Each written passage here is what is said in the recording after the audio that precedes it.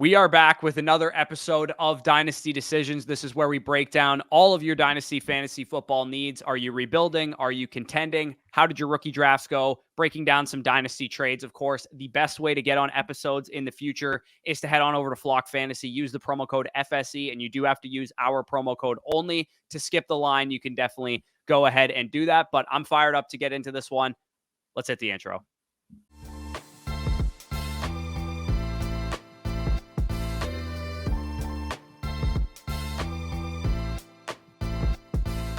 All right, so let's get things kicked off here with Arthur's team, a 12-team half PPR lineup format, 4 point per passing touchdown, half tight end premium super flex league. Looks like he just had the startup. He says this was a kind of like an anti-FSE room. Quarterbacks and wide receivers fell. So he kind of did the 1-year punt plan because, I mean, in anti-FSE rooms, you're definitely going to have success doing this. So he built out his quarterback core. Kyler Murray, JJ McCarthy, and Bryce Young got pretty good value, especially on those latter two quarterbacks. Zach Charbonnet, Jalen Wright, Blake Corum just goes really light, young at running back. Garrett Wilson, Romo Dunze, Drake London, T. Higgins, Xavier Worthy, Ladd McConkey, Jalen McMillan. Very solid wide receiver core, especially for being fresh out of a startup. I love how you were able to build that out. And then he got Tucker Kraft in the 16th round, Greg Dulcich in the 17th round. Very cheap at tight end. Also looks like he banked an additional second rounder during the rookie draft or during the startup draft. So he basically asked, how would we value Higgins, Worthy, and Ladd in terms of getting picks? Other than the old dudes, would we sell a quarterback too? So, I mean, I'm looking at this team and I see a very young, well-built roster. Everybody on your team is really young. Your quarterbacks are young. Wide receivers are young. There's nobody that stands out to me really as somebody that you would need to move on from. Yeah, the only question I have is where did your first round startup pick go? I'm guessing maybe he banked up like that extra third rounder or like whatever the case is. He ended up maybe moving some picks around and he ended up losing his first round startup pick for that reason. I'm assuming that's what happened. Maybe you banked that second on a first round trade down. Maybe that's how you got the extra third rounder. So the he extra listed sixth it, rounder that you ended up picking up too. So he actually listed the deal. So we can evaluate this trade real quick. I got 406, 507, 606, and 707 and sent 109, 609, 904, and 1304. So the sixes cancel out. We're looking at what, a 4, 5, and a 7 for the 1, the 9, and the 13.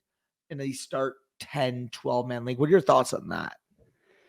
I think you sold a smidge low just in terms of the assets that you were receiving. Like, so obviously this deal materialized into like you getting Romo Dunze, and then the 507. I guess you traded some of these around as well. So you got like Romo Dunze, JJ McCarthy, and the 606 was Xavier Worthy, and the 707 was Bryce Young. So again, you got volume of assets. I would say all the guys that you got were pretty solid, but you sold off like potential Justin Herbert, Joe Burrow, Caleb Williams type of asset. So I look at this trade and I don't think it's bad. I don't think it's terrible. I think there's definitely been worse first down trade downs that people have done, but I might have, if you were going to go with a rebuild punt strategy, if you could have netted a first rounder and maybe shaved off one of that like 707 or something, I think that would have maybe served you a little bit better. Or instead of trading all the way down into like the 4th, 5th, and 6th and 7th round, maybe you just trade down into round 2 or round 3. That's kind of where I'm at, because it's like, if we contextualize this, if somebody offered you the 406 and 2 future projected first for your 109, that's about even value is what I would say. Because, I mean, if you're thinking if that's Caleb Williams or one of the top 3 wide receivers versus, I mean, you got Roma Dunze at the 406. We can just plug him in. Roma Dunze plus 2 ones. I think you even got fortunate that Roma Dunze fell, like you said, in the room that you're in. I don't know. I would have just stuck and pick, especially in a start 10. I understand it more if it was a deeper lineup. Like maybe you're in a start 12, start 13. You want to make this move. You want to attach all these picks because of how important depth is. But that's the one thing I will say is out of the startup, I would have just probably held the 109 here. Yeah, I mean, if you do contextualize it in the frame of a rookie draft, and we assume that Caleb Williams went 109, and you got Romo Dunze, Xavier Worthy, Bryce Young, and JJ McCarthy in a rookie draft by selling the 101, I think we would consider that a pretty decent trade, right? Like we would all consider that. You got basically the 106 where Romo Dunze goes, the 107 where JJ McCarthy goes, the 108, 109, 110 where Xavier Worthy goes, and Bryce Young on top of that. Again, do I think it's a great trade? Do I think I would have sold off an elite asset out of the startup? Maybe not, but I actually think when you contextualize it that way, you got like three to four ones of value for that 101 pick. Yeah, no, that's definitely fair. I mean, to be fair, with that context, you have to add that he also gave up the 609, the 904, and the Right. 1304. But regardless, we could just move on to the next deals here. This first one, he ends up sending the 406 and the 809 to go and get Drake London at the 307. Like, this is kind of where I'm at with it, though, because it's like you kind of got an underwhelming deal to move down from the 109, but then you just gave up a pick that you got from that deal pretty much, plus an 8th rounder to move up. What is that?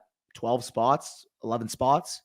Yeah, I think given the players that were selected, I like the deal. But like the Yes. 406 and the 809, to me, I like maybe would have preferred that side, just given the context of this deal. But knowing that Drake London fell to 307, again, I think it's a pretty decent deal when you just attach the player names to it. Yes. Kyron Williams and Baker Mayfield for 307 Drake London. To me, I think that was a fine deal. The next deal that he ended up making, he slides up using his 2nd round pick from 409 to get a falling Rome Odunze. I think this was a fine move. I think Odunze over DJ Moore. Definitely worth a 2nd round pick. Easy to compare the two, obviously, because they play for the same team now. And then the other deal that he ended up making was he moved off of the 504 and a 26 second. I'm assuming his own because he doesn't have it. And then he got his own 2025 second back, slides down to the 604 to take T. Higgins and pockets another 2nd rounder on top of that. So this deal, a lot more sharp, in my opinion, than the other ones. But I mean, we're nitpicking here and there. We're kind of, saying what we would have done differently. But the end result was you have a very good quarterback core, or a very promising quarterback core, at least, a very solid, if not great, wide receiver core. Your tight ends have some upside. Your running backs have some upside. And by the time you spend those 2025 picks, maybe during the season, you're able to move off of some assets, maybe cash out on a Jalen McMillan if he has like a nice start to his career, or maybe Alexander Madison walks into a workload because Zamir White gets hurt or something like that. You can roll him into a 2nd rounder. You should be able to build this thing out in 2025 once you actually spend those draft picks. So I would say, generally speaking, this is done pretty well. And if running backs are going for a high premium in your league, then you might have a chance to make this thing a very strong contender by 2025. You're probably not going to be looking to compete this year, though. Yeah, no, I would agree with that as well. I mean, he also says here, like, how would you value Worthy, Higgins, Ladd in terms of getting other picks? If you were to sell those guys, like, the bare minimum you're looking for, I would say, at least for the young rookies, would be probably a 2025 1 and 2. Reason being, those guys are going in the 1st round of drafts this year, and I would consider the 2024 draft late 1st rounders to be contextually similar to 2025 mid 1st rounders. So if somebody's willing to offer you, let's just say, a random projected 2025 1 and 2, I'd be willing to sell off, but I'm not exactly, convicted on having to sell them off, if that makes sense. Yeah, Higgins is the one guy that's a little older than the rest of your wide receiver core, so he would kind of make some sense, especially if he signs like a massive contract extension with the Bengals or something. Maybe that gives you a selling window, but for the most part, if these guys were sliding in the startup draft, it's a good chance that you're not going to get the value that you're hoping you can get for all of these guys. And I would probably just hold them in that case, because I mean, you could start 3 wide receivers and 2 flexes every single week. Once you build out your running back core, once you maybe hit on a tight end here and there, you're going to be ready to compete, and you're going to have a young team that is going to be competitive for years to come. So we can move on to the next team here, which is from Rylan, a 10-team PPR, 4-point per passing touchdown, super flex, CJ Stroud, Caleb Williams, and Drake May, absolutely loaded at quarterback. Saquon, Pacheco, Stevenson, Garendo, Estime. I don't think we're going to have to spend much time here. I don't think we're going to have to spend much time here. Look at the 2026 picks and look at the roster. Yeah, I mean, Lamb, Harrison, Collins, Neighbors, Odunze, McConkey. Dude, this team is absolutely mental. Wait. Bowers and Let Jake me say one Ferguson thing at tight end. I mean, he says I have a good house money window here, dude. Like, this ain't a house money team, bro. This is a monster. Rylan, I feel like I have a good house money window here. That is the understatement of a century, man. What are we doing? We have, what is that? My quarterback 3, my quarterback 6, and another top 15 asset. I believe I have May as like my quarterback 12 or 13 in Dynasty. You have a good running back core. You have 2 of my top 4 Dynasty wide receivers, 3 of my top 8. Like, dude, this team is loaded. You're not in a house money window. Stop. Yeah, also, dead giveaway that you're not in a house money window is that you have Saquon Barkley, Isaiah Pacheco, and Ramondre Stevenson. When we say house money window, usually you don't have running backs who are in their prime who can give you good production. It's usually like, hey, if I add a running back, then I would be a competitive team. So again, your team is in a monster situation. What I would do, and he basically says, should I try and tier up from Saquon Barkley or whoever else to try and get one of the big 3? Abso-freaking-lutely, dude. If you find a team that has Jahmyr Gibbs, Bijan Robinson, Breece Hall on it, and you can package one of those 2026 firsts on top of Saquon Barkley, Isaiah Pacheco, Ramondre Stevenson, or anybody else really on your roster that's a wide receiver asset or something like that. Go out and get yourself some studs. Go out shopping. Maybe if you don't even want to take the risk on Brock Bowers because he's a rookie, go buy Sam Laporta if you want to. Go buy any other asset that you could feel like buying at this point, because you could take Nico Collins. Maybe you want to keep him because you have the stack. Take Nico Collins, add a 2026 first for him, go after Jamar Chase. Like, you have the luxury of being able to do this with all of the assets that you've built up, with the stud roster that you've built up here as well. It indicates to us here that it might be challenging going out and getting a Jonathan Taylor, a he already has Saquon Barkley, a Breece Hall, Jahmyr Gibbs. The guy who has Breece also has Gibbs. The guy who has Bijan also has Jonathan Taylor. So the guys that are in possession of these running backs are probably looking to compete with them. That's fine, dude. Compete with them on the basis of wide receivers, because it's a full PPR league. You already have a loaded wide receiver core. If you can't buy running back production, your dudes are absolutely good enough to get by. Take Nico Collins plus a first rounder in 2026. Go after Jamar Chase. Go after Justin Jefferson. Go after Amon-Ra St. Brown plus. I think you have the luxury of being able to do that. If you can't win with running back talent, then win elsewhere. Get the best tight end you can get. Get the best wide receivers you can get.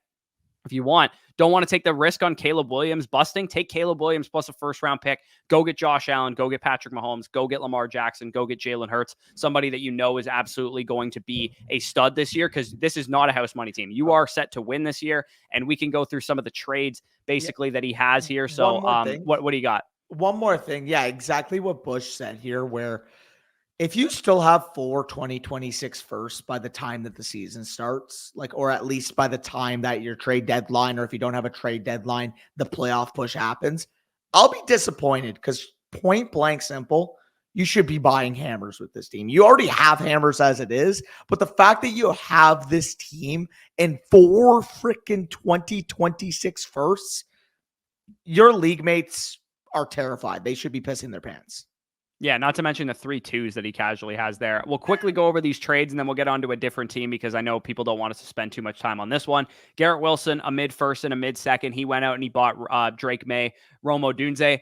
I mean, I think that was a fair deal, relatively speaking. I personally probably wouldn't have made it. I think I would have just held Garrett Wilson, given the situation that you're in. You're not really in a I need to get younger window. But if Drake May is going to go for that cheap in the rookie class, if Rome Odunze people are just not as high on this rookie class or don't understand the potential that those two guys have, I think it's a deal that makes sense, relatively speaking. But keeping Garrett Wilson also would have made sense too. Yeah, that's kind of what I think. As much as I like Drake May, you guys know, I think we were the first ones talking about Drake May last year, on how he was basically nearly on par with Caleb Williams. We've always been Drake May stance, but it's a start 10. It's a 10-man league. Garrett Wilson's a production piece for you in a clear contending window. I would have held for him. And I understand it is appealing because contextually speaking, this is a fair offer. If you equate May versus Garrett Wilson, they're very similarly ranked in my startup rankings. Odunze versus a mid first and a second. I'd slightly prefer Odunze there, to be honest. I think that you bought these guys for 95 cents on the dollar, to be honest, or maybe it's an even deal. But again, it kind of just created more issues for you, because you probably already knew at this point that you were getting Caleb Williams. So why even go after Drake May? Not to mention Garrett Wilson versus Odunze. I would rather have Garrett Wilson, especially knowing that he's already in his prime. He's entering his 3rd season. You don't have to worry about him starting off slow because, DJ Moore is there and Keenan Allen is there like you do with Odunze. So to me, I think you looked at this team and you're like, oh, I'm in a house money situation. I'll get a little bit younger at wide receiver. I'll get a little bit younger at quarterback. But for me, I'm like, why don't you just try and win? And then let me quickly talk about the sharp maneuvering with these last 2 deals, and we'll move on to the next team. But I really love these deals in conjunction. So you realize, hey, I have Stroud, I have Caleb Williams. I need to move off of Joe Burrow. I'm assuming, again, from an age standpoint, from a youth standpoint, Stroud, Caleb Williams, and obviously you end up getting Drake May as well. But they're your young, appreciating assets for the future. And you realize, this is a team that can contend realistically for the next 5 to 7 years. I would not be shocked if your team is at a value peak window, literally for next 5 to 7 years, based off how well you've constructed this thing. So moving off of Burrow, getting the 107, those 2 first-round picks, and then also taking that 107, getting a guy like Brock Bowers who can be a legit needle-moving tight end for you, as well as upgrading your 203, your second, and your Dillon to a guy like Lab McConkey. I thought this was very sharp maneuvering. Yeah, I mean, part of me is like, I think you maybe could have gotten a little bit more for Burrow, given that he's an elite quarterback, but at the same time, pocketing the 2 extra first, especially if you take those first that you acquired, those 2026 ones, and then go buy more hammers for Yes, this team, exactly. I think you're going to be in a very good spot. So again, I don't want to spend any more time on this team. Rylan, you are in such a good position, and people are going to be mad if we spend any more time on your team. I What's will up? say one thing. I am just curious to see what the Flock Fantasy My Team page shows for you, because you're probably like quadruple everyone in your league. Yeah, I would imagine that you're probably highly rated according to that. So let's move on to the next team here from Nyheim. He submitted a couple teams here, but we'll tackle this one first. 12-team, half PPR, one quarterback league. I believe he submitted this team last year potentially as well. We look at it, see Joe Burrow, Bryce Young, JJ McCarthy as the main quarterbacks. Again, it is a one quarterback league, so that's good backup behind Joe Burrow. Jonathan Brooks and Trey Benson as the main running backs. Jamar Chase, Malik Neighbors, Lad McConkey, Ricky Pearsall, JSN, Zay Flowers, Dontavian Wicks, Calvin Ridley, a bunch of guys there. TJ Hawkinson, Tucker Kraft, and Ben Sinnott available after the draft. Ironically, it's weird. I've never seen him go undrafted before. And it looks like he has all of his future picks in addition to an extra 2026 second. He said, I think I need to do one more year of rebuilding or maybe push to contend. Basically, he's asking kind of where's my team at? Not sure which pieces to trade for. He said this league is transitioning to Superflex in 2025. So he is maybe aiming to prepare for that. So, I mean, Burrow, Bryce Young, and JJ McCarthy, not a bad start to that preparation. Yeah, absolutely. Now, I will say, as a JJ McCarthy fan, 105 is still a little rich for my blood. I would have Especially taken, that it's a single quarterback currently. Like you might have been able to get Caleb there and definitely should have gotten Drake or Jaden there. I'm assuming that Jaden and Caleb were gone because I think, but it's one quarterback still right now. I don't think I get they would it. have been gone. Definitely not Jaden, maybe Caleb, but I get it, but I also think that the league also recognizes. I've seen leagues where JJ goes over May. I haven't seen leagues where JJ goes over those two. So I'm assuming that those guys may have been proactive as well and also prepared for the Superflex is basically the assumption I'm working under here. Yeah, I mean, when I look at the team, I think it's in a very good spot. I mean, your receiver core is loaded. You have two young upside running backs with Jalen Warren there in reserve. I look at this roster and I think you could definitely make a contending push if things break right. But that being said, I'm not pushing my chips in. I'm not going all in. This is the prototypical house money team. Baby. You got two young running backs. You got Jalen Warren. You got a young receiver core with a lot of upside. You have a tight end who's coming off of an ACL tear, which also factors into this. And then Joe Burrow, Bryce Young, JJ McCarthy. If you're 5-2 after the first 7 weeks of the season and the Josh Jacobs manager is looking to sell, then yeah, at that point, you could maybe make a contending push. He has a lot of trades listed here. We'll kind of rattle through them as we go, but that is the easiest assessment I can give you is that this is a house money team. Like what happens this year determines what you do. If you have a 1-4 record to start the year, then you're probably not competing. If you have a 2-0 record at the beginning of the season and, haven't suffered any major injuries and TJ Hawkinson's on blast and Jamar Chase, Malik Neighbors coming out guns a-blazing, and then you could maybe make a trade at that point in time. It's something that you're going to have to feel out through the first 5, 6, 7 weeks of the season. Yeah, absolutely. I mean, looking at some of the trades you made, I can tell you've been very proactive, very savvy in some of these moves. And to be honest, I'm just looking at it. There's a couple, maybe I disagree with the valuations, but overall, I really like the overall package of deals that you're able to do. So we'll start out at the top. You move Darnell Mooney plus a 206 for Dalton Schultz in the 201. I don't know how you got an upgraded pick to move from Mooney to Schultz, but you did, and this is obviously fantastic. Next deal, 209 plus Mike Williams. Mike Williams, older wide receiver, coming off the ACL, probably worth a mid-third at best at this point. If there was a guy that fell to you at the 207, does it say who he took at the 207? He ended up moving the 207 in the Devontae Smith 103 and 104 trade. Got you. Okay. But regardless, what are your thoughts on these first two deals? I think they're pretty solid. I mean, the ones that stand out to me, I think that all of the trades are honestly like pretty much wins. The ones that I'll point to that I'm not a huge fan of, because there is some here that I don't really agree with. I wouldn't have traded Jaden Reed for the 206 and Tucker Kraft. That's the one. He's worth slightly more than that. Selling off Charbonnet for a 26 second. In your team situation, I probably would have held Charbonnet as well because he has more inherent upside later on. If he gets a starting workload 2 years from now when your team is ready to compete, I probably would have held Charbs there. And the other one that I don't really love is you traded down from 104 and the 309. You got 105 and Calvin Ridley. I like that you banked Calvin Ridley for a one spot drop down, but then you took JJ McCarthy at 105. So you also like you definitely would have had the opportunity to draft Caleb Williams or Jaden Daniels, because Neighbors went 103, who you picked already, which means Marvin and maybe Caleb went before that.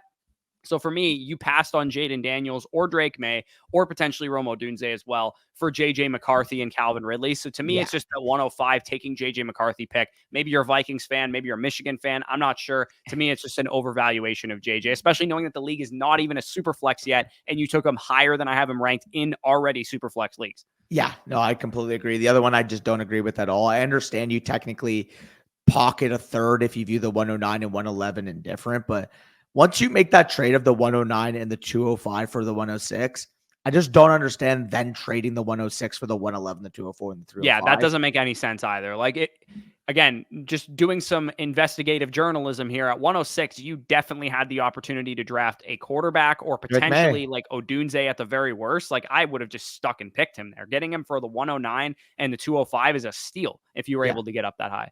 Yeah, no, I completely agree. Overall, like I was saying, there's some micro differences on some deals that I outlined there that I alluded to. But at the same time, the end result here is I love that you're proactive. Even if we disagree with the valuations, being active, having a vision for your team, having your process set, and going out there and trying to make these deals to fit the structure that you are envisioning for that team. I will always be happy when you guys go out there and make trades with a process in mind.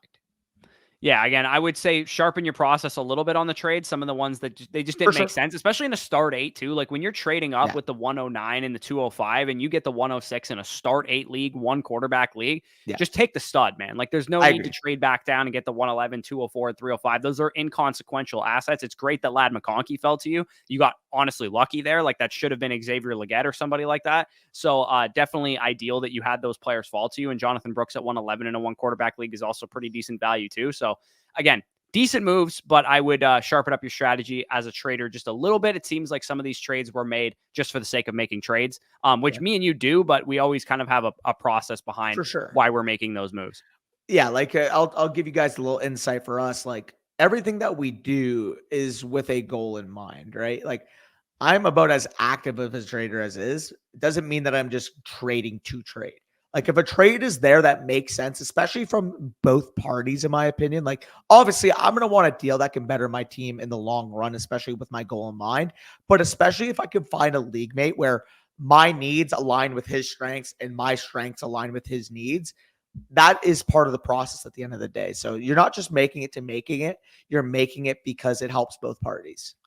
Yeah, absolutely. That's the process behind trading. It's you're making the move to make your team better, and ideally, like you said, making the other team better, because then you want to keep up those trade relationships. So we can move on to the next team here, which is from Jace Plant, a 10-team, 6-point per passing touchdown, single quarterback as well. So 2 single quarterbacks in a row. Jared Goff, Will Levis, little weak for a single quarterback at that position. Kendre Miller, not much else at running back. A lot of 0 RB guys. Drake London, Chris Olave, Zay Flowers, Jaden Reed, Jahan Dotson, Dalton Kincaid is the main tight end. Does have all of his rookie picks listed here, and he does not list that, he's had his rookie draft yet. I don't see any rookies on his team. So we'll have to talk about some of his rookie draft strategy there at 102, at 104, 201, 203, all those kind of picks. But I look at this team. I mean, you also have 3 firsts and 3 seconds banked up in 2025, which doesn't hurt. This team has a lot of potential, but it is missing some star talent. It is missing some hammers at each position. You don't have a really good quarterback to speak of. You don't have any running backs really to speak of. Your wide receiver core, as much as I like Drake London and Chris Olave and Zay Flowers, if you put one stud ahead of them, I would feel a little bit better. And thankfully, you have the 102, so Malik Neighbors will be that stud, most likely. And then at 104, you should be able to add potentially Brock Bowers, or you could trade down from that pick and go on your merry way, potentially grabbing another receiver or adding other position groups here. So I'm looking over some of his questions here. He says he took over an orphan. So this was an orphan. He's done a good job by the looks of it, building it up a little bit. He said the league started up in 2022. In the startup, the previous owner drafted like Dalvin Cook with the first pick, Zeke in the 5th round, like just drafting aging running backs, not really knowing what he's doing. And he basically knew he needed to rebuild, and he had no real running back assets, older assets like Travis Kelce, Devontae Adams, he decided to trade off of. Also had a guy like Patrick Mahomes. He traded off of some other guys there as well. He said, obviously, I won some trades, lost some trades, but overall,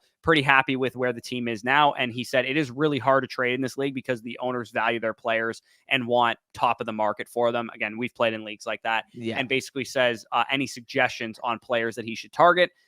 should he trade back in the rookie draft and that kind of stuff. So what do you see when you look at this team? Yeah. So the first thing I think of, if owners are overvaluing their own players and especially contending productive pieces, well, what can your contending productive pieces net on the market then? That kind of tells me that they're not attached to their picks. Yeah, and just load up on draft picks is definitely a good strategy when that's a league market you play in, because in most cases, people will do that. Like everybody likes their own players. Of course, when they have them on their roster, they're worth 110, 120% more than they would actually trade for them if they weren't on their roster. That's just how some managers are. But yeah, if you can continue to sell off aging assets, the nice thing is that you don't really have many. Like most of your team is made up of young players. And I mean, for me with the rookie picks, 102 is going to be Malik Neighbors. He asked, do I trade down? At the 104, knowing that you have Dalton Kincaid, if Brock Bowers is on the board for you there, if Odunze is there, obviously you just take Odunze. But I would be okay trading down from that 104, trying to punt into more future capital, trade down to like, say, 108 and net a future first for like the 104 and the 210. If you can pull off something like that, that would be an ideal trade scenario for you. Because if you can monopolize that 2025 class, build up your wide receiver core in the meantime, I would be okay drafting a quarterback this year as well at that 201 pick, the 203 pick. Maybe you trade up for a Caleb Williams, a Drake May, a Jaden Daniels. It's a one quarterback league, so you should be able to get them in the mid to late first round area. That would be kind of how I would approach this thing, and then really try and monopolize that 2025 class, because your tight end set right now. Wide receivers are going to be set after this rookie class, and then you should be able to add a quarterback as well, and then you just hammer out young rookie running backs in next year's class. Yeah, I think you pretty much hit the nail on the head. Also, I mean, would you inquire, knowing that you have Dalton Kincaid, seeing how much more expensive it costs to move up from the 104 to the 103? Like, is that guy attached to the 103? Because I'd be interested if it's a cheap cost. Like, say he wants, I don't know, the 104 plus your 302 to swap up the one pick. Yeah, I would be even willing to give up like the 209 or something like that to do it. Yeah. Same. But basically, let's just say that guy is pretty much indifferent in his needs at tight end versus wide receiver. If you can capitalize on that, knowing that you already have Kincaid in the tight end room, that's what I'd be willing to do. Yeah, I mean, you also could get really gutty with it and take the 104 plus the 201, 203 in a second in 2025 and see if you can get up to Marvin too. Yeah, I mean, if that can get you Marvin, absolutely. Like just giving up a lot of volume for Marvin. Because like if you added Marvin and Neighbors to this team, your receiver core is done. You don't have to do any more work to it. You know what I mean? And then all you're focused on in 2025 is the running back position, which is going to be a fruitful market given the nature of the class that we have coming up, and fixing your quarterback position as well. But in a one quarterback league, it's a 10-team or two. It shouldn't be too hard to go out and acquire an Anthony Richardson, a Kyler Murray, somebody that's maybe on the low right now, even to like a Trevor Lawrence or somebody like that, would just give a little bit more juice to your quarterback position, because right now it's pretty sexless with Jared Goff and Will Levis in a one quarterback 10-teamer. Yeah, facts. He does make a couple trades here, but you can spend quick time on them. Devontae Adams plus the 506 for Devontae Smith in a first. Obviously, this is a fleece. Devontae Smith, I would take over Devontae Adams. Yes, we take free banked 2025 first round picks every single day. I'm assuming this is probably the late one, because otherwise, why would that guy move for Devontae Adams? But even if it's the 112 next year, I think you came out pretty ahead on this one. Yeah, this next deal I looked at and I was like, oh my God, you got fleeced. But again, it is a one quarterback format. So he sells off Patrick Mahomes. He gets Jared Goff, a first rounder, a second rounder, 301 Quentin Johnston. I would have kept Mahomes even in a one quarterback league. I still think Mahomes is probably worth that package. But the nice thing is you got a lot of volume of picks. You got the ability to fill out your roster. And I think acquiring a cheaper quarterback than Mahomes shouldn't be too hard. And that might include drafting one with 1 year 201, 203 this year. The question I have, I agree on surface level if that was a late projected one, but what if it's the early or the mid one? Exactly. And if that's the case, I'm selling Mahomes for that.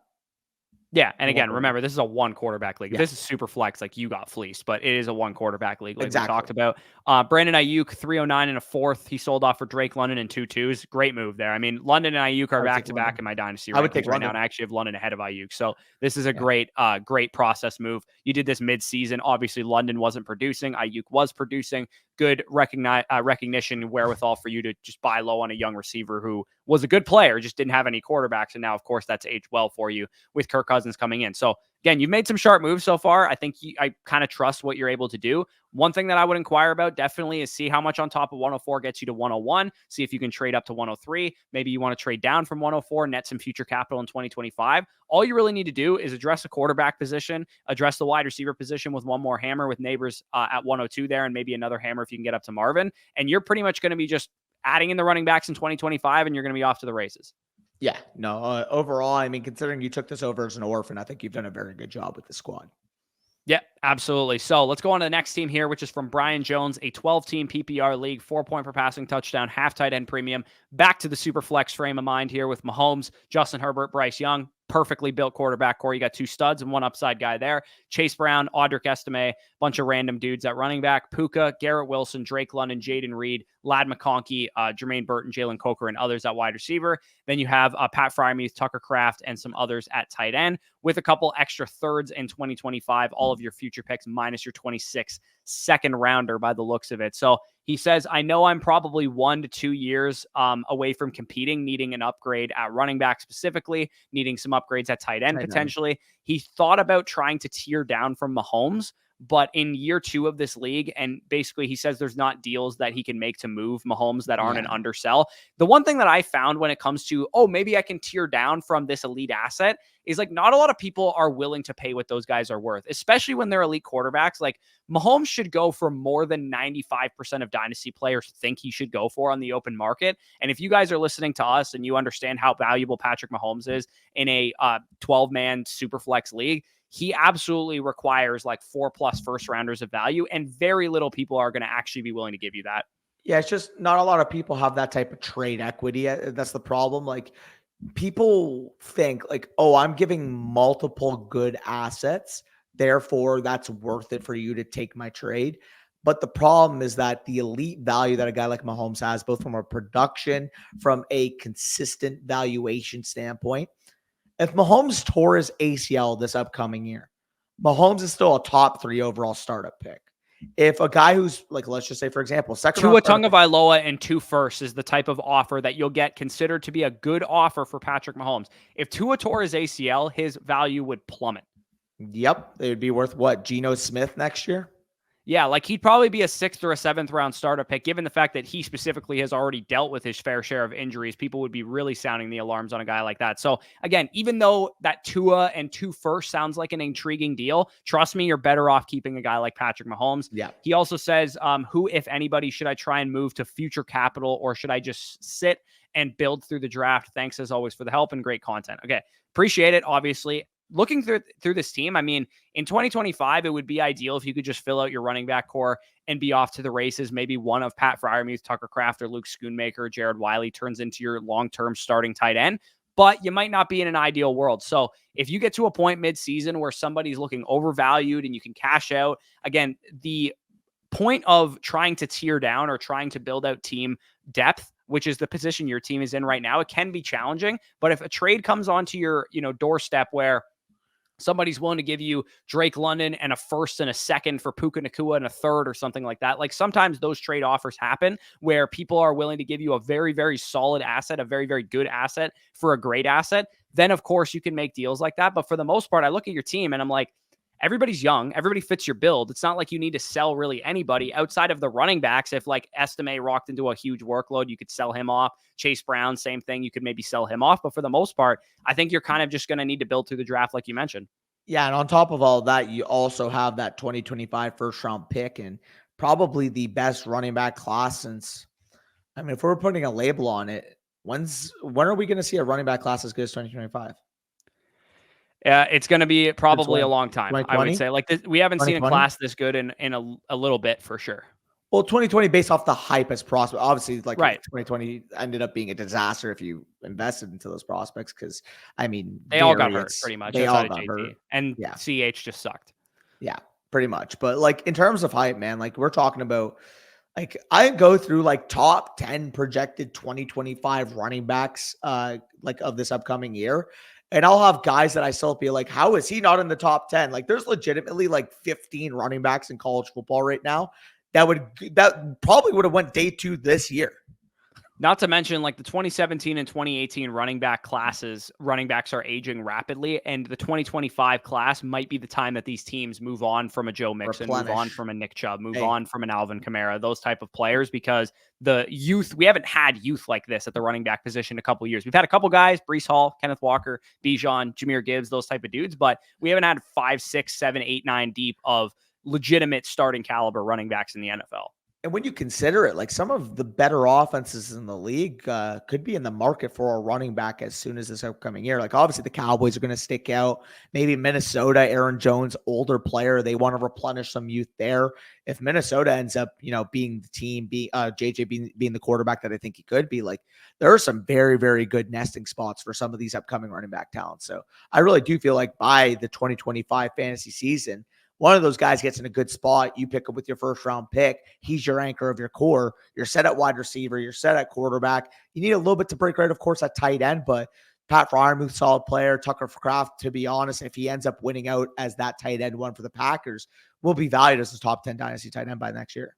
Yeah, and things happen during the season, right? Like if you could win a Sure. trade or two here and there, build out your team a little bit better, then that would really help further your rebuild as well. But I would say looking at your team, I mean, he also says maybe the first made the first trade wanting to come up for Ladd McConkey. Both my squad and the team I traded with are in heavy rebuild. So the trade he ended up making basically was he sold off the 201 and the 2026 second. So that's why he doesn't have his 2026 second. And he got the 111, which became Ladd McConkey, who he took there, and a 26 fourth. Again, I think that's a fine move if you wanted to make sure that you got Ladd to fill out your wide receiver core. The other trade that he ended up making, he sent away 2 fourths for 2 thirds in 2025, which I think is great. He sold off the 402 and the 26 fourth that he acquired in the first trade for 2 thirds in 2025. That helps build out your depth a little bit more as well. So I think you've made some sharp moves so far. It's unfortunate. I hate when my team is in a position like this, like yours is in, where you're like, okay, I need more assets, but I don't know where I'm going to get them from, because it's not like I have a million high value first round picks or high value guys that I could sell off and package into future dudes. You're just going to need to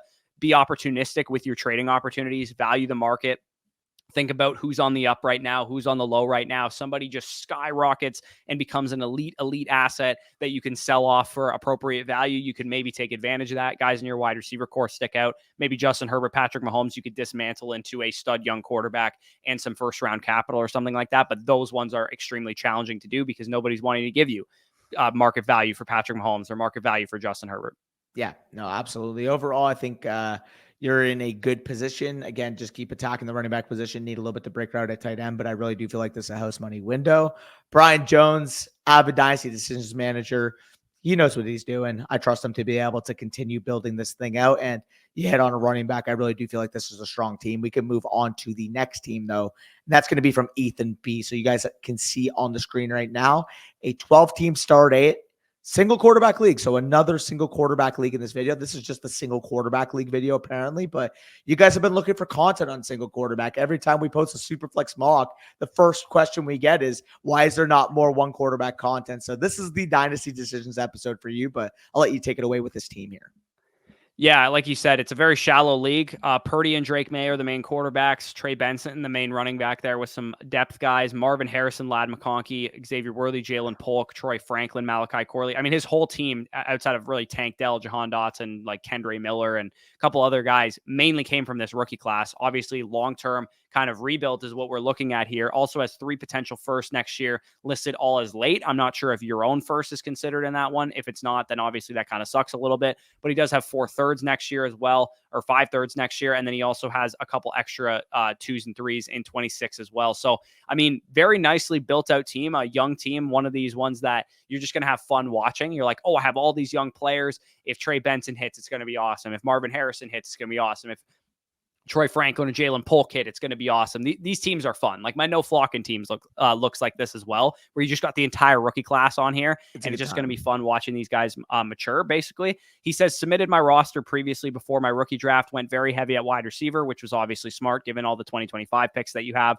And then he basically said his plan is to trade off excess wide receivers to teams that need help at that position when the season gets going. He said, how would you grade my picks? How would you grade my overall draft? And what would we recommend for next moves? He obviously needs a tight end, needs some running back help, but he's looking to use those 2025 picks. Potentially, he says to trade for Bowers or to trade up into earlier 2025 first for rookie running backs next year. So again, if you can address the tight end position right now and go out and sell, say, a 2025 first and 2/3 and something else for Brock Bowers, by all means. But if it costs you more than 1 first in 2025 for Bowers, I'm probably just going to hold at that point. I think I would rather try and hit on a tight end in the rookie draft as opposed to, trying to buy a tight end right now, because your team's not really in a position where you need to worry about filling out your starting lineup at all. Yeah, just keep accumulating depth or keep accumulating, strong assets. You do have 3 first-round picks. Again, I don't know if you're projecting your own pick for late, but if you are, I definitely would change that thought process, to be honest, because as much as I like the talent, especially at wide receiver, you have a couple good quarterbacks. Trey Benson I like as well. You just don't have the running backs or tight ends to actually compete. So if that's you classifying your own pick as late, let's bump that down at least to mid. Yeah, I think I'm on the same page there. I mean, looking at some of his trades, he also, during the season, sold off Justin Fields, Jalen Warren, and Cole Kmet, netted the 107, 207, 307, a mid-second and a mid-third. This was obviously a great deal, really helped you out. Getting Xavier Worthy, I would probably rather, especially in a 1-quarterback league, I'd rather have Xavier Worthy over that entire package, let alone everything else that you got there. And then you sent away Jaden Reed. He got a late first and a late third. I think that was a pretty decent cash out in May there. And then selling off Malik Neighbors for Xavier Worthy. I don't know how he got 107 twice, but anyways, he got Xavier. I'm just going to read the trade as it stands here. 107 Xavier Worthy, 2025 late first and a late third for Malik Neighbors. I mean, dude, in a start 8, given your team situation, I probably would have just picked Malik Neighbors. Yeah, I probably would have as well. But at the same time, though, you do have a strong team here. Maybe that was the 105 because he also has Ladd McConkey. Yeah, it might have been 105 that he was referring to there. If you got 105 plus a first for moving down 2 spots, I don't really blame you too much. I think that was probably fine. Although I will say it's possible that you may have passed on Brock Bowers for Ladd McConkey, which, given your team construction, I probably wouldn't have done. But at the same time, I look at this team, man, and I think you can fill this out just via the draft. I think during the draft next year, you're going to be able to fill out your running back core, whatever you're missing there. Hopefully you get a hit or two from this year's class, Benson, Estime, one of those guys. And then hopefully you get a bunch of hits at wide receiver, and maybe you luck into a hit at tight end with Greg Dulcich, Mike Gesicki, or Cade Stover. But for the most part, I think you're going to be ready to compete in this thing. Hopefully Drake May can really become a hammer for you at quarterback, because I would obviously want something a little bit better than Purdy in a 12-team start 8, 1-quarterback format. So, I mean, I look at this team. I think you have a lot going for you. I think that, studs and hammers is obviously going to be something that you're going to want. It's something that you're going to love to have for this team. So continue to build out depth. And hopefully next year, I think it's a good plan that you have in place. Trading up potentially in the rookie draft next year to get hammer rookie running backs would make a lot of sense if, say, all of your wide receivers or a lot of your wide receivers hit from this class. Yeah, no, absolutely. Overall, again, strong position to be in. You're really just enjoying your time at this current point. You need a couple things to break right, but realistically, having that pick bank, having that wide receiver bank, you're in a good spot. Yep, for sure. So let's move on to the last team of the video here, which is from Craig, another 1-quarterback team here, 10-team PPR, 1-quarterback league. He has Trevor Lawrence, CJ Stroud, Kirk Cousins, and JJ McCarthy. Now, I will say he might have filled this out incorrectly because he said Cousins to be my 3rd quarterback, and also given the trade equity that he sent away for Kirk Cousins, the 205 and the 302, 2-quarterback league. I'm going to actually assume this is a super flex league. It's a 2-quarterback league. Yeah, it's actually a 2-quarterback. I actually just noticed that at the top there. So it is a 2-quarterback. Okay, so it is a multi-quarterback start league. Okay. Anyways, Lawrence, Stroud, Cousins, McCarthy, great quarterback core. Bijan, Pacheco, those guys are going to hammer out your running back position. Maybe you need a little bit more depth there, but very good there. Tank Dell, Jordan Addison, Brian Thomas Jr., JSN, and others at wide receiver. Troy Franklin buried down there. Jameson Williams, Khalil Shakir. Not as good at that position as you'd probably want to be. I'd rather have that quartet of 4 receivers that you have at the top as like my wide receiver 2 through 4, rather than my wide receiver 1 through 4 or whatever. And then you also have Evan Ingram, Jake Ferguson at tight end, which I think is fine. You could get by with those guys. He said, trying to figure out whether or not I can compete with this roster. He said, best way would be to acquire some wide receiver 1s with available assets is what he's kind of, outlining here. He also details a trade that he made last year, which was CeeDee Lamb, Jared Goff for CJ Stroud in the 107. I think that aged beautifully. I mean, it would be nice to have CeeDee Lamb on this roster, given you kind of need a guy like CeeDee Lamb. But at the same time, CJ Stroud in the 107 over Jared Goff and CeeDee Lamb is definitely, I'm taking CJ Stroud in the 107. Question. So obviously you can start up to 5 wide receivers per week. Knowing that it's a 2-quarterback league, then again, it is also a 10-teamer, so that kind of dilutes it back. So I would say it's about even with a 12-man super flex. Like, are you able to move, like, as much as I love Trevor Lawrence and JJ McCarthy, can you buy wide receiver equity with their valuations? Can you move, let's just say, Trevor Lawrence for Amon or St. Brown? Maybe you have to add a little bit to get that done. Or can you move JJ McCarthy for Roma Dunze? Maybe you have to add a little bit to get that done. If you can move one of those quarterback assets, have Cousins as your 3 in a contending window, in my opinion, this team is fully ready to contend this year. If you can transition that into some more wide receiver equity, I think this team can win the damn championship. Yeah, I also look at a guy like Brian Thomas Jr. and a guy like JSN, where if you could pull off like a package deal to get a little bit more, like your wide receiver core isn't really aligned with the rest of your team. That's the thing that I keep coming back to is like you have 2 running backs that are in their prime that I have as top 10 redraft running backs this year. So those guys are both going to be hammers for you. Evan Ingram, Jake Ferguson, you can compete with that tight end core. Like you said, maybe you could sell off a quarterback, go after another hammer at wide receiver. But Addison, BTJ, JSN, even like Franklin and those guys, I wouldn't be opposed to like pivoting them into more T. Higginsy, like kind of guys that could actually help you compete this year, because your wide receiver core is extremely young. A lot of question marks there. I'm not convinced that any of these guys really could be top 15 redraft wide receivers this year. Like maybe Tank Dell has a good chance to do that, but the rest of them are really up in the air in what they can accomplish. And if you could transition Brian Thomas Jr. into a T. Higgins, into somebody that's a little bit more of a competitive asset, I would be okay doing that. Would someone give you Devontae Adams in a little piece for JSN? Yeah. I mean, you could also potentially use that while you're selling off the QBs too. Like if somebody's trying to get younger and you try and give them JJ McCarthy and Brian Thomas Jr. JJ McCarthy, Jordan Addison. Yeah, or Jordan Addison. Yeah, give him the stack, whatever the case is. You could also just transition, say, the Addison McCarthy stack into potentially Devontae Adams, T. Higgins, or something like that. You know what I mean? You could just, or maybe somebody a little bit better than that. You know what I mean? Yeah. Like somebody in that range where you could get maybe Devontae Smith and Devontae Adams. Yeah, I mean, like I would need a little bit more because I view Addison over Adams, and then I'd view JJ McCarthy, the asset, over like a Devontae Smith. Like, can you get? I mean, I mentioned Roma Dunze or like Drake London or Chris Olave, maybe.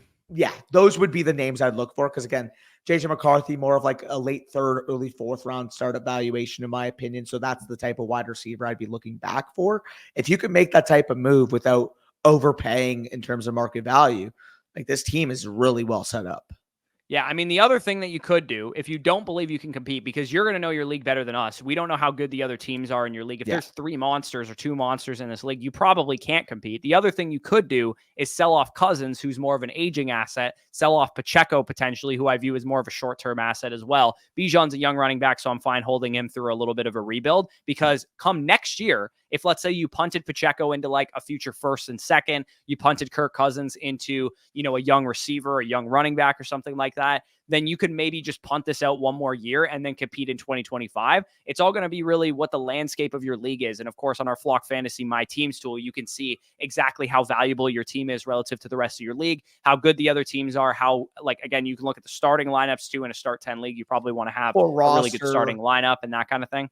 Yeah, you can see the valuation of the total assets on each team. And then obviously contextually, like you're not just going to look at it like, oh, the guy who has the biggest bar is automatically going to be the top contender. That more so means he has the most assets. But contextually speaking, you can kind of see like, oh, this guy's valued highly because he has a ton of picks. Oh, this guy's valued highly because he has the most point equity in the entire league. Like you can see all those valuations. It shows the pick bar. It shows the value on the overall market. And then from there, it's like, yeah, although a guy like Devontae Adams may not show as well in terms of value, if somebody has them on their team, the point equity is going to make up for it. So it's a really useful tool in kind of gauging your league, seeing where you're at in relation to the overall value accumulated, and kind of pointing yourself in a direction.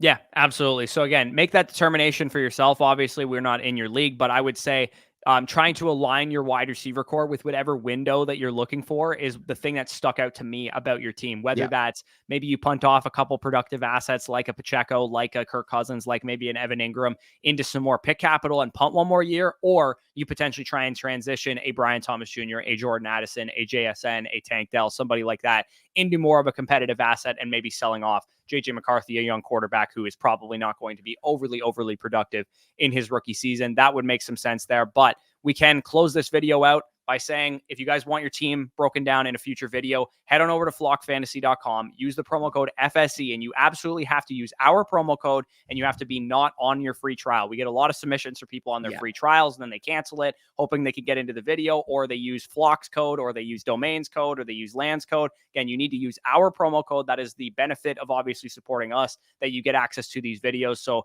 really appreciate the support over there. Again, the free queue, if you guys are wondering how long it is, I mean, we still got, we're recording another video right after this, and we still got another 8 or 7 paid submissions that we have to get through. So the free queue, again, I can't guarantee that we'll get to your team anytime soon. And also, I want to make sure you know, if you submitted your team and you're a member months ago, it's because that you used the wrong code. You didn't use our promo code. So we've gotten comments like, oh, I'm a flocker, I'm a mother flocker, you haven't covered my team. Am I waiting like for the next year of what's going on? We are caught up on FSE code users. So we'll be able to tell if you use Flock or if you use a different code. We can see that.